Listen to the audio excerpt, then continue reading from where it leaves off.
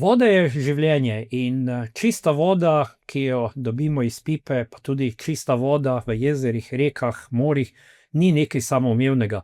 To odlično vedo znanstvenice in znanstveniki in v Sloveniji lahko povemo veliko na to temo, kajti slovensko znanje o tem se širi po vsem svetu.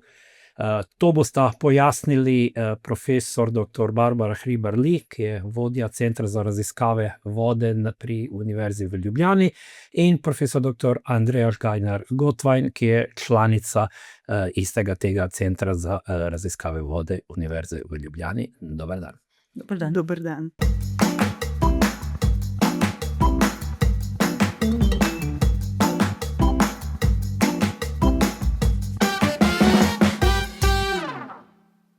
Danes odpremo pipo, voda priteče, to jemljemo kot nekaj samoumevnega, pa voda ni samo tisto, kar pride iz pipe, voda je tisto, kar nas obkroža v naravi, v življenju, brez vode življenja ni.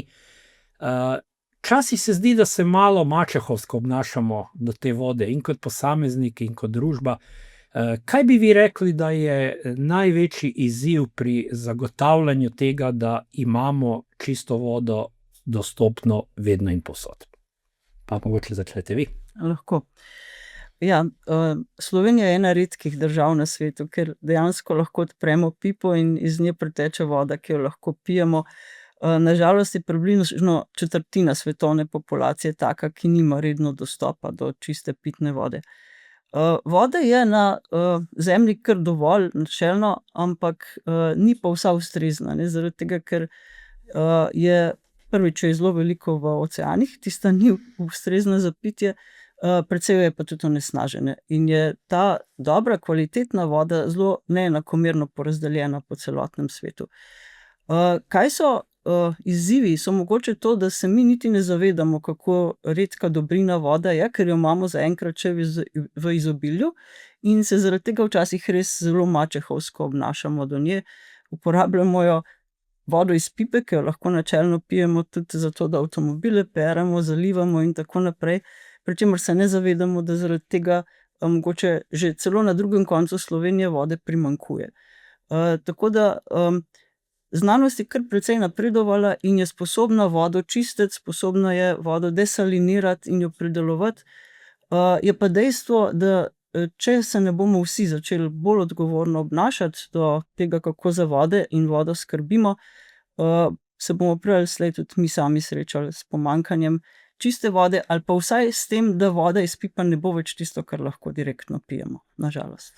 Pa ali imamo v Sloveniji določene predele, kjer so mogoče glede tega vprašanja manj mirni, kakor drugje po Sloveniji? Skratka, vi ste omenili, da mogoče, če smo neodgovorni na enem koncu, se lahko kaj zgodi na drugem koncu.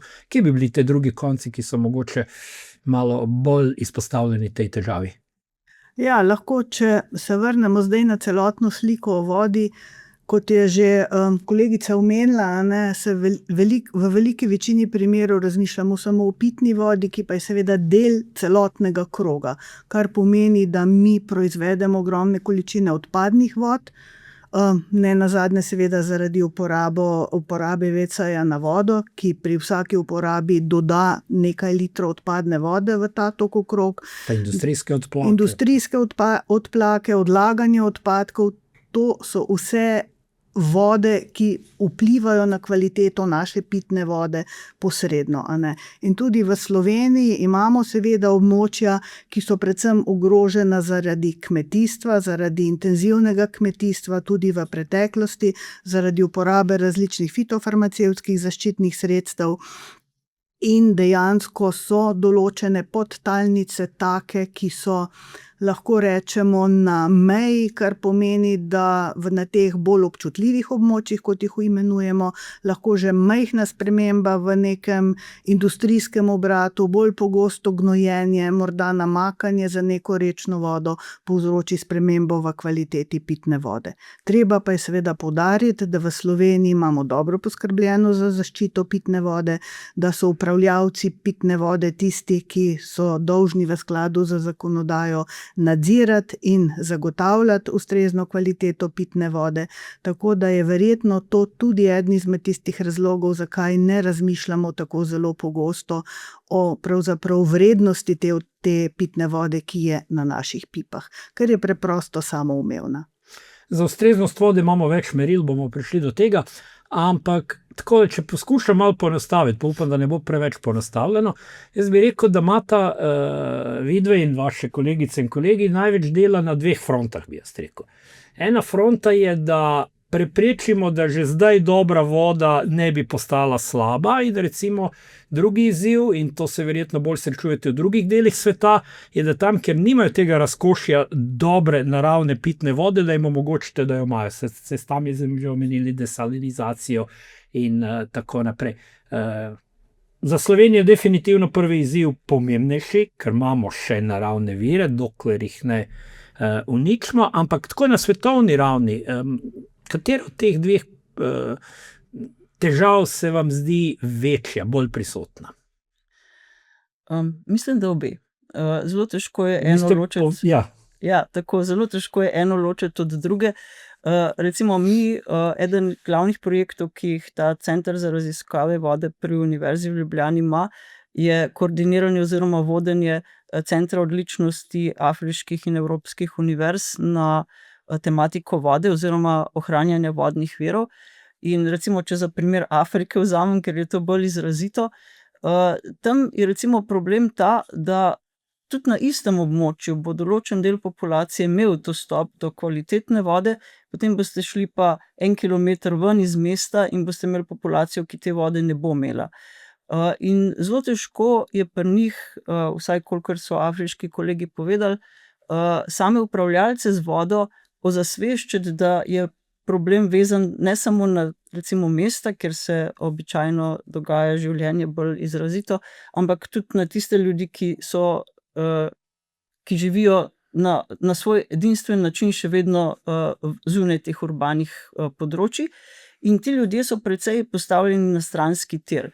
Ko gre razvoj naprej, industrializacija, želja po čim večjem dobičku, gradijo namakalne naprave, jezove, in posledica tega je, da se tokovi vode spremenijo. In recimo sploh v Afriki je življenje izrazito vezano na to lokalno mikrookolje in zanje to pomeni popoln spremembo načina življenja. Tako da dejansko nimajo problema samo s tem, da nimajo kvalitetne vode, ampak tudi s tem, da kvalitetna voda lahko je par kilometrov stran, ampak oni pač do nje nimajo dostopa oziroma njihovo življenje ne more potekati na enak način, kot je. Tako da sta ta dva vidika zelo prepletena med sabo in je zelo težko jo ločiti. No. Pa recimo spet en vidik, ker ga mogoče pri nas jemljamo za samoumevnega. Pri nas je izrazito visok delež gospodinjstva, prebivalstva, ki je priključeno na vodovode. V Afriki so te številke zaradi velikosti lahko nižje, ne? Kaj bi v teh državah, ali imajo uradne politike, ali imajo države posluh za to, ali imajo denar za to? Tam so zagotovo težave, ki se jih tukaj še predstavljati ne moremo. Ja, absolutno. Mi se pač ne zavedamo, da znotraj Evropske unije in tudi v Sloveniji imamo, lahko rečemo, odlično infrastrukturo, ne? Kar se tiče distribucije pitne vode, torej vodovodne sisteme in podobno. Naš glavni problem je, kar nam pravzaprav povišuje stroške teh sistemov, je ta zelo razpršena poselitev, ne?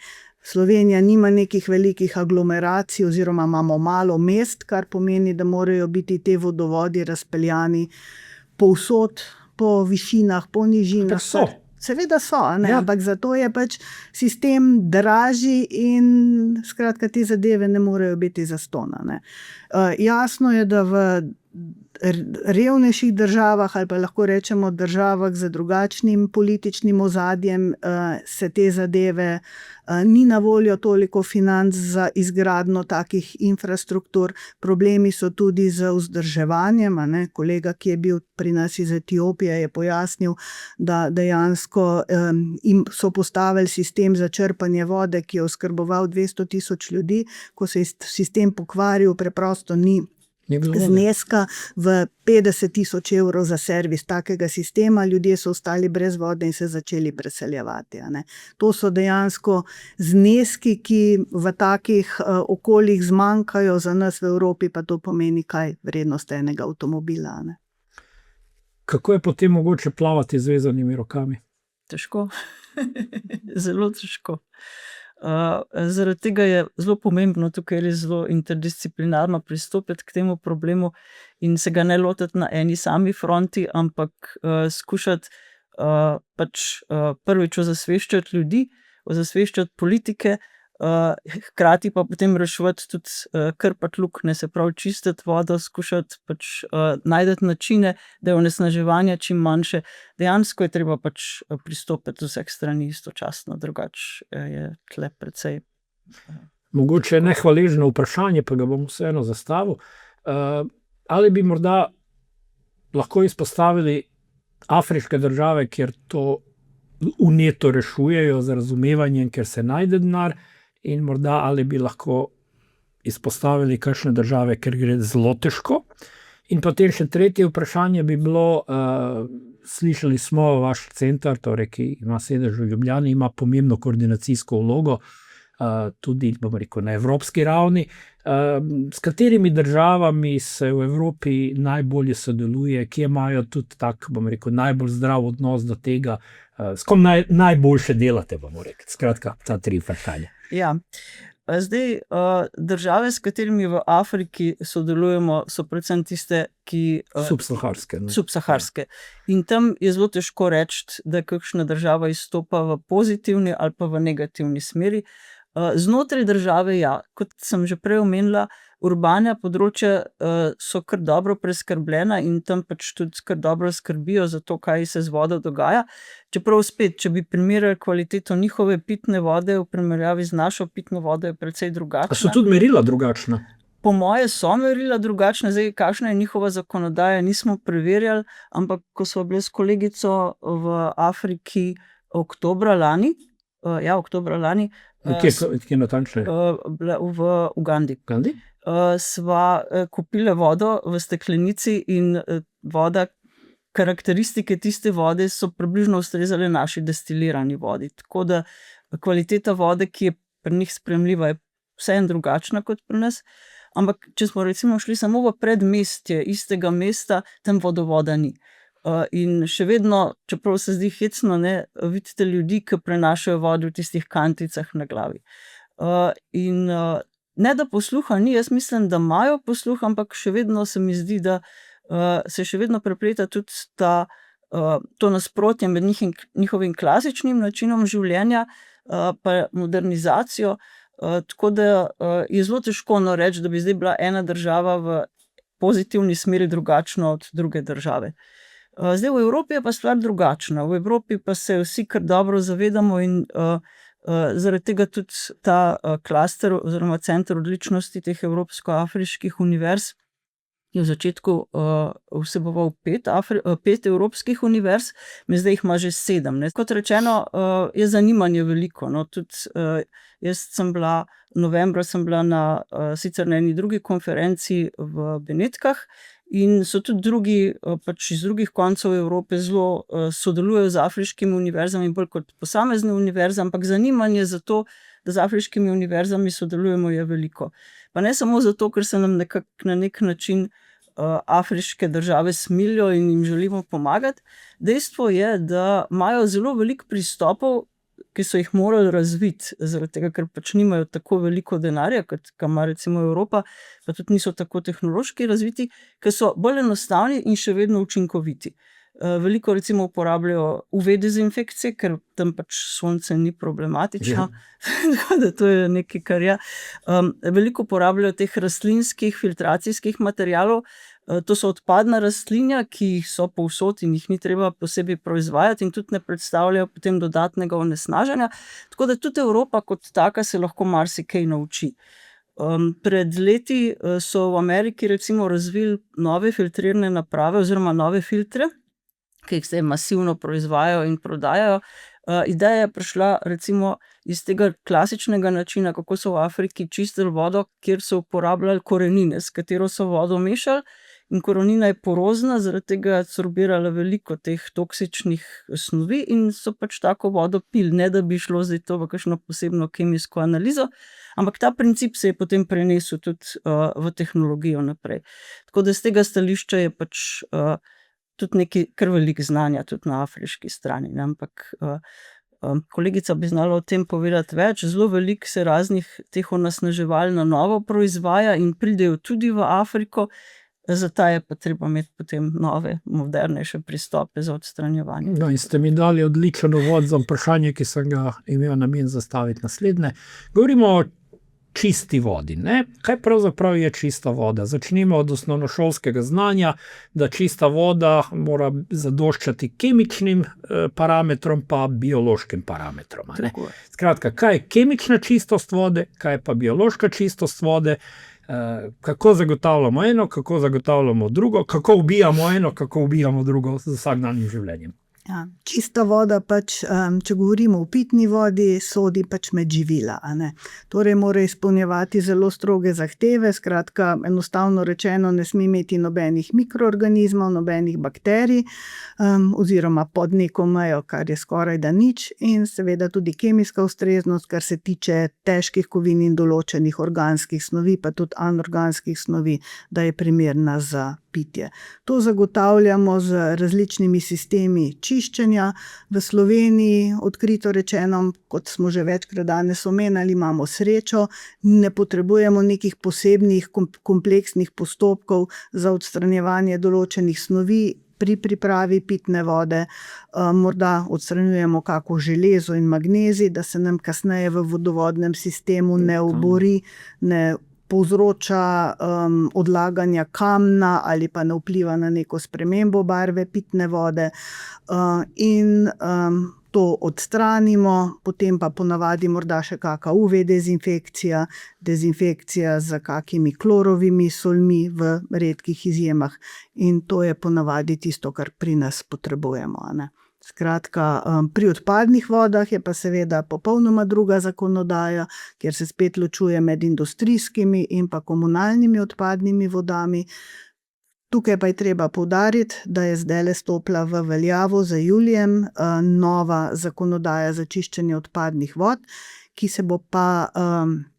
ki se je razširila ravno na tem področju mikroonesnaževal. Slovenska ali evropska zakonodaja? Evropska in s tem tudi slovenska, Ja, se ko jo prenaša, moramo implementirati, ne. Skratka, gre pa za skupino dve različnih skupini organskih snovi, ki vsebujejo določene farmacevtske učinkovine in določene snovi, ki jih ponavadi uporabljamo v proizvodnji polimerov, torej nekih plastičnih materialov. In to so te snovi, ki jih bomo morali začeti nadzirati v odpadnih vodah in tudi odstranjevati v naslednjem obdobju, tam do leta 2035, ne. Naslednji zelo pomemben mejnik je pa potem leto 2045, ko bo pa treba poskrbeti, da bodo te čistilne naprave energetsko samozadostne, ne. To je ta energetski vidik in to, čeprav se to sliši morda zelo enostavno in nekaj zelo oddaljeno, za kar imamo veliko časa, To je dejansko to pomeni kar pomembne posege v naše obstoječe čistilne naprave, nadgradnje z dodatnim kvartarnim čiščenjem, morda s kakimi oksidacijskimi procesi, ki bodo zahtevali dodatno opremo, dodatne kemikalije, dodatno energijo. Kaj pa to pomeni potem za nas, ki plačujemo kanalščino oziroma čiščenje odpadnih vod, pa seveda si lahko mislimo, a ne. Pa verjetno bomo morali tudi svojo miselnost malo, ne bom rekel spremeniti, ampak jaz bi rekel nadgraditi. Ja, kot sem že prej omenila, pač in kot ste že vi nakazali, preventiva je tisto, kar je najceneje za vse nas, a ne. Torej, resno razmišljati o porabi vode, več razmišljati o uporabi deževnice, zbiranju deževnice za zalivanje in morda za druge stvari, ki niso tako zelo problematične, torej niso take stvari, ker bi potrebovali izjemno čisto vodovodno vodo. Mislim, da mora iti razmislek predvsem v to smer, zakaj res potrebujemo vodo iz pipe in kaj lahko nadomestimo morda z nekimi drugimi viri. In kot smo že namignili, destilirana voda, čeprav kemično popolnoma čista, nikakor ni primerno nadomestilo za pitno vodo, ker najbolj preprosto povedano, skozi pitno vodo dobivamo tudi prepotrebne minerale. Zato mogoče, da zelo jasno povemo, kakšna je razlika med pitno vodo, destilirano vodo in tehnično vodo. Okay. Se pravi, destilirana voda je voda, kemijska voda, H2O molekule brez primesi. Pitna voda pa vsebuje določene minerale, to je pač in to take, ki so blagodejni za nas v blagodejnih količinah. Tako, zdaj, če gledamo stališče celice, celica pač vsebuje zelo poleg vode tudi vse ostale različne sestavine, in voda bo pač šla, če pač povem tako malo bolj tehnično, iz tam, kjer jo je koncentracija večja, ker je koncentracija manjša. Zdaj, če ima voda v recimo celici dodatne primesi, pomeni, da je tam delež vode manjši in bo voda v celico vdirala. Zdaj, če bomo spili en kozarec destilirane vode, pa ne bomo zdaj pod kakšnim stresom, se pravi, da ne bomo podhidratirani, to ne bo nobene katastrofe. Lahko pa pri človeku, ki je že itak recimo pod dehidracijo, to povzroči, da začnejo celične stene pokati. Po drugi strani je zelo podobno, če bi pili recimo vodo iz morja, ker tam bi bila pač delež teh soli prevelika. Tako da pitna voda je tista, ki vsebuje ravno pravo količino teh soli. Je sicer, zdaj ne govorim tudi natrijev klorid spada tja noter, ampak tudi različni karbonati, magnezijeve soli. Glede na to, na katerem delu Slovenije smo, če se na Slovenijo omejim, bo seveda voda, če bi jo analizirali, kar priteče iz pipe. So precej različne trdote, ja? Tako, trdota je različna, kar za različne stroje ni dobro, zdaj je pa vsa za nas ustrezna za pitje. Tako da tehnična voda je pa nekaj, kar za pitje ne bo ustrezna, je pa še vedno... Škodljiva sicer ne bi bila, ne bi bila pa tudi ne taka, kot je. Tako da mi... V nekih majhnih količinah za silo morda ne bi bila škodljiva, sicer pa ja. Tako, ker vsi nevrološki signali delujejo na podlagi ponavadi raznih črpalk, celičnih črpalk, ki so odvisne od količine natrijevih in kalijevih ionov, tako da dejansko telo potrebuje tudi te soli do določene mere. Zdaj, kaj so predpisi, da je voda še ustrezno čista, tega bi mogoče kolegica znala kaj več povedati z zakonodajnega stališča. Pa kar dejva. Ja, kot je bilo rečeno, seveda so predpisane meje in v kakem območju mora biti pH, torej kislost, bazičnost, kakšna je lahko trdota, kar je mogoče bolj pomembno za pitno oziroma vodovodno vodo v smislu tega, da pri segrevanju te vode ne nastaja preveč kamna, in kot sem rekla že prej, težke kovine in tudi drugi nitriti, nitrati, amoni in določene organske snovine. Kar se tiče pa tehnološke vode, je pa seveda odvisna, ali pa industrijska voda, je pa to odvisno od posamezne tehnologije, kaj je lahko tam noter, da proces nemoteno poteka. In mogoče bi tukaj omenila tudi recikliranje teh vod znotraj recimo industrijskih procesov, ki tudi ni vedno tako zelo enostavno, ker so določene snovi nabirajo v taki vodi in če jo večkrat recikliraš, se spet lahko nekaj koncentrira, lahko pride do odlaganja različnih oborin, ki motijo recimo same tehnološke procese, ker nekako, če imaš ti 1 milimeter oborine v neki cevi, se lahko poraba energije za prečrpavanje poveča za 10%. Obenem v teh oborinah se lahko tudi naselijo različni mikroorganizmi, ki potem povzročajo korozijo ali pa za svojimi izločki tudi spreminjajo karakteristiko take vode. Tako da tudi samo recikliranje, pa zaprti krogotoki niso vedno tako enostavni, kot se morda sliši, bomo zaprli krogotok znotraj industrije in bomo rešili okoljske probleme.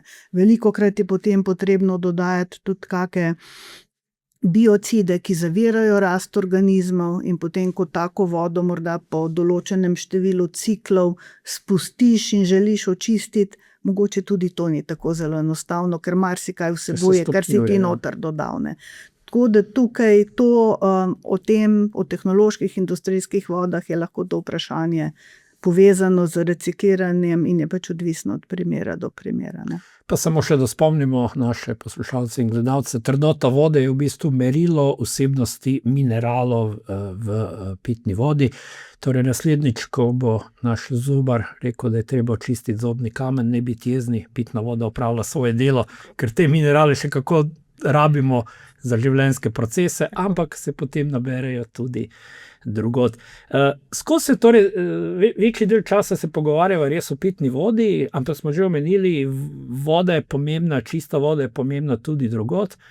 In zdaj bom naravnost vprašal, začnimo kar pred domačim pragom, koliko čiste vode, koliko čiste reke, jezera, potoke imamo v Sloveniji, koliko v Evropi, v Afriki pa žal že brez vprašanja vemo odgovor. Zdaj detajlov bi mogel vedeti človek po vsaki reki posebej. Ja, ampak tako recimo ena splošna slika. Načelno imamo... Kje najbolje v Evropi? Jaz mislim, da smo kar pri vrhu. Mi pa Finci mogoče pa take vodnate države. Ja?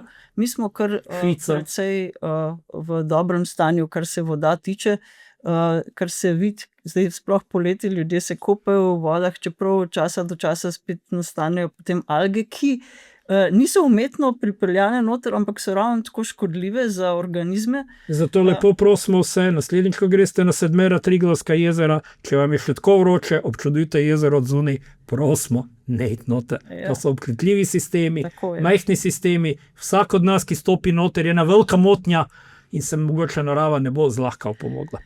Čeprav se to zdi, pa kaj pa, če jaz grem malo v vodo, ni to krtko, ne? Ne, mislim, da mogoče ste mi dali tako dobro iztočnico, res ni tako enostavno, ne? Čeprav imamo v Sloveniji čiste vode, obstajajo biotski sistemi, ki so ogroženi. Recimo Soška postrv je en tak primer, kjer je ogrožena vrsta. Zaradi tega, ker kljub temu, da voda še vedno je relativno čista, zaradi raznih izsuševanj, vnosov drugih organizmov, podnebnih sprememb, druge sprememb temperature, organizmi izumirajo, ne samo živalske vrste, tudi različne rastlinske vrste. Pri nas še ni tako hudo, ampak je kar nekaj ogroženih, no, na svetovni ravni je procent tega kar precejšen. Tako da nismo samo mi edini porabnik vode, na to tudi ne smemo pozabiti, za vodo potrebujejo tudi rastline in živali, da funkcionirajo normalno, tako da ja. No, bom rekel, narava nekako za neke naravne tokove še lahko poskrbi, ne?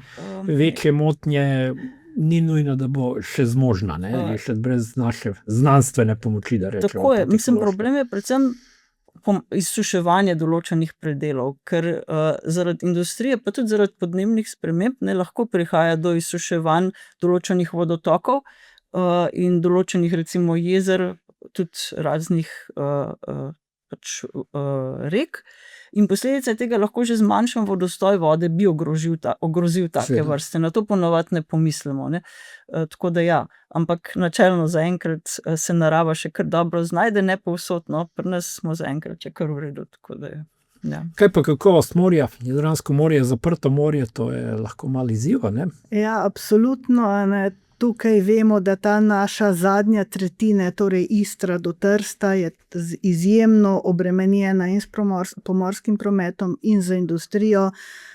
Reka Pat prinese dejansko celo severno italijansko industrijo v ta del. V preteklosti smo Slovenci tudi precej prispevali, kar se tiče živega srebra, ne? V sedimentih je izjemno veliko živega srebra, posledica tega 500-600-letnega rudarjenja v Idri, ne? Tako da ti sedimenti vsebujejo kar precej težkih kovin, a ne. Imamo pa srečo, da vodni tokovi ob vzhodni obali Jadrana grejo proti severu, potem pa po drugi strani gre dol, tako da mi poberemo recimo, kar je južno od nas, ampak Italija pobere od Albanije, od Grčije, od Albanije, od Albanije pa. Ja. Dobro, mogoče zdaj še eno tako vprašanje, s tem se ukvarjate že desetletja, bomo rekli, ne? dolgo let, vsekakor. Na kateri dosežek bi bili najbolj ponosni, če mogoče enega tako izbrati? Ali pa recimo tisto, naredili smo razliko, to je pa dosežek, kaj bi izpostavili? To je zelo težko. Vem, to je kot da starša vprašati, kjer otrok mu je najljubši, ampak evo, jaz te vprašam. Recimo, pa se bom omejila jaz na svoje. Pred leti smo razvili neko metodo, s katero lahko računsko predvidimo, kakšne bojo lastnosti posameznih adsorbentov. In ta metoda je pač relativno enostavna za uporabo, hitra, teoretična je, ne potrebuje kakšnih materialov. Pri razvoju novih adsorbentov, ki so potrebni za recimo čiščenje, desalinacijo vode, je celoten postopek precej dolgotrajen. Eksperimentalno gledano, adsorbent je treba narediti, potem ga je treba stestirati, in če zdaj lahko s pomočjo neke teoretične metode vnaprej vsaj z 90% verjetnostjo napovemo, da nek material ne bo uspešen, potem si nekoliko skrajšamo postopek. Tako da recimo to je tak dosežek, ki bi ga jaz v povezavi z čisto vodo omenila, svoj. Skratka, da še lažje predvidimo, preden težava postane manj obvladljiva. Tako nekako je. Bi vi kaj dodali? Ja, tudi zelo težko povem, kateri je moj najljubši otrok, ker o tem nisem niti nikoli razmišljala. Verjamem, nehvalebno vprašanje. Sigurno bi rekla, da mogoče sodelovanje pri raziskavah in ta začetni razvoj določenih sistemov čiščenja v posameznih industrijskih postopkih, torej čiščenje odpadnih voda, zelo specifičnih v določenih industrijah, ker je bilo pravzaprav zahteven pristop, zelo veliko razmisleki in primerjava različnih izbranih metod, kar če zdaj pomislim, ko imamo računalniška orodja za oceno življenjskih ciklov, kjer lahko te metode zelo enostavno primerjaš in po tehničnem in po ekonomskem učinku, je seveda bi bilo zdaj bistveno lažje, kot je bilo 20 let nazaj, zato je mogoče to še tak bolj pomemben dosežek. Na drugi strani pa bi lahko rekla, da eden izmed mojih dosežkov, ker delam na Univerzi v Ljubljani, Fakulteti za kemijo in kemijsko tehnologijo, je tudi ta prenos znanja na mlajše generacije, to, da jim omogočam sodelovanje, izmenjave v mednarodnem prostoru, sodelovanje, izmenjave v industriji, tudi to se mi zdi zelo pomemben del mojega poklica, mojega dela v zadnjih letih ali pa desetletjih. Še eno nehvaležno vprašanje. V medicini se včasih zdi, da bi vsi radi bili dermatologi pa kirurgi, v kemiji pa nekaj vem o tem, se včasih zdi, da bi vsi radi šli v kakšno organsko kemijo, biokemijo, analitiki in organiki ste mogoče malo manj priljubljeni. Ne mislim priljubljeni, ampak manj se mogoče mladih odloča za to, ampak predvidevam, da nimate težav, da najdete motivirane mlade ljudi, ki bi to delo nadaljevali. Raj imam manj motiviranih ljudi kot več nemotiviranih ljudi, in tisti, ki se na koncu odločijo, jaz sem sicer fizikalni kemik, tako da sem še bolj nepriljubljena, ker imam kakšen drugi. Se spomnim. Tako, ja, ampak tisti, ki se odločijo potem za to področje, so običajno res izjemno dobri in jih to res zanima. Tako da, so že sfiltrirani na vhodu, da tako rečemo. Pač to jih zanima in zaradi tega to potem delajo z velikim entuziazmom, tako da zaenkrat in upam, da bo tako tudi ostalo, nam jih ne primanjkuje. Nimate težav s podmladkom, ne? Dobro, mogoče kot sklepno besedo tega pogovora, kaj bi priporočili, svetovali, namignili posameznikom pri nas, posameznikom nasploh, kaj bi predlagali ali pa povedali recimo politikam, ki odločajo o teh stvareh, zato da se nam enega dne ne bi zgodilo, da ne bi več imeli tako kakovostne vode, kot jo imamo. Ja, to je tudi zelo nehvaležno vprašanje, ker... Ampak edinstvena prilika, da rečete, dejte poskusiti to, dejte poskusiti to, ne? Mogoče, da pogledajo izven... Mehni koraki tudi štejejo, ne? Tako, ne, ampak mogoče to, da pogledajo izven samo svoje same porabe, da pogledajo majčkeno širše, kje povsod se voda porablja, in vsakokrat, ko vodo zavržejo stran, razmislijo o tem, kaj bi lahko naredili, da toliko vode ne bi šlo v odpad. Mogoče to. Ja, jaz enako. Jaz bi rekla, da je najpomembnejše zavedanje, da vsak izmed nas lahko nekaj naredi, a ne? Da vsak stran zlit kozarec po nepotrebnem, vsaka voda, ki jo porabimo, vsak odpadek, ki ga ne sortiramo, dejansko pomeni nek nezaželjen vpliv na okolje in da dejansko, sploh recimo pri ločevanju odpadkov, če mi ne poskrbimo za to, da gre odpadek v pravo kanto, verjetnost tega, da se bo nek material recikliral, bistveno upade. Zato se mi zdi to zelo pomembno, da se pač vsak izmed nas zaveda, da smo pravzaprav mravljice v nekem velikem mravljišču in da vsak izmed nas lahko nekaj naredi. Pa čeprav bi to zdaj bil idealen zaključek, mi je na misel prišla še ena zadeva, o kateri se veliko govori zadnje čase, in to je mikroplastika. Kako se pa s tem spopadamo, kako se vi spopadate? Jaz bi predala kolegici tukaj, ker je ona strokovnjakinja za to. Prav za to, evo. Ja, tako. Koliko je to resna težava?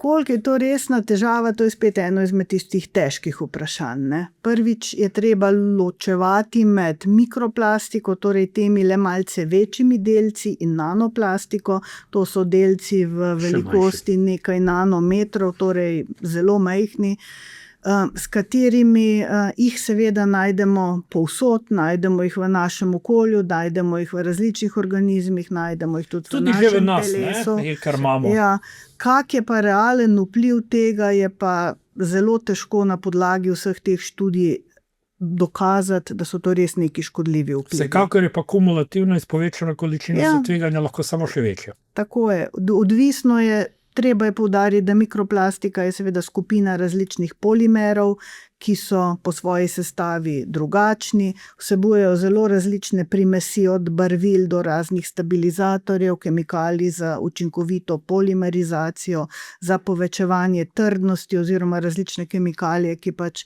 zagotavljajo tisto lastnost materiala, ki jo mi želimo, a ne.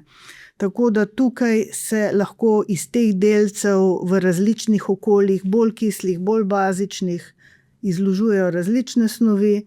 Obenem, če taki delci pridejo v okolje, se na njih lahko zaradi hrapavosti oziroma drugih lastnosti površin tudi naselijo mikroorganizmi, sem se lahko določene stvari vežejo, težke kovine, in če mi tak delec zaužijemo, potem lahko zaužijemo še tudi eno dobro mero težkih kovin zraven. Tako da tukaj so zelo široka vprašanja, kaj dejansko lahko rečemo, da je nek škodljiv vpliv, v kaki količini, kake mikroplastike. Potem je različno, ali so vlakna, ali so bolj okrogli delci, to so vse taka odprta vprašanja. In o tem bi lahko tudi še dolgo govorili. Torej, če povzamem, pa povejta, če se boste strinjali z mano, prostora za paniko ni, ampak za odgovorno ravnanje je že zdavnaj bil čas. Tudi same ste povedali, kaj lahko vsak posameznik naredi. Mogoče še povemo, kaj bi lahko družba in država naredila v tej smeri. Kakšna, ne vem, politika, drugačna dovod, okoljski predpisi, mogoče subvencije, regulacije. Kaj bi se tukaj še dalo narediti? Da si upamo biti malo politični, ne? Zelo malo. Ja. Ostanimo znanstveniki. Ne? Tako, ostanimo znanstveniki, to smer sem hotela zapeljati, da bi mogoče odločevalci bolj poslušali stroko in se bolj oprli na stroko kot na tudi druge vidike, ki jih zraven seveda upoštevajo pri odločanju in seveda jih morajo upoštevati in odločitve so težke, ampak mogoče bi si želeli majčkeno več upoštevanja stroke. Tako. Pa dialoga. Tako. Dobro, upam torej, da naslednjič, ko bomo odprli pipo in bo pritekla dobra voda, naslednjič, ko bomo šli v Slovenske gore in se bomo napili studenčnice kar iz potoka, kar eni lahko samo sanjajo o tem, da se bomo zavedali, da to ni samoumevno in da nenazadnje znanost, tudi slovenska, skrbi, da tako tudi ostane. Profesor dr. Barbara Hribar-Lee in profesor dr. Andreja Žgajnar-Gotwajn, hvala za udeležbo v podcastu. Z vami sem pa bil Srđan Cvitovič. Hvala.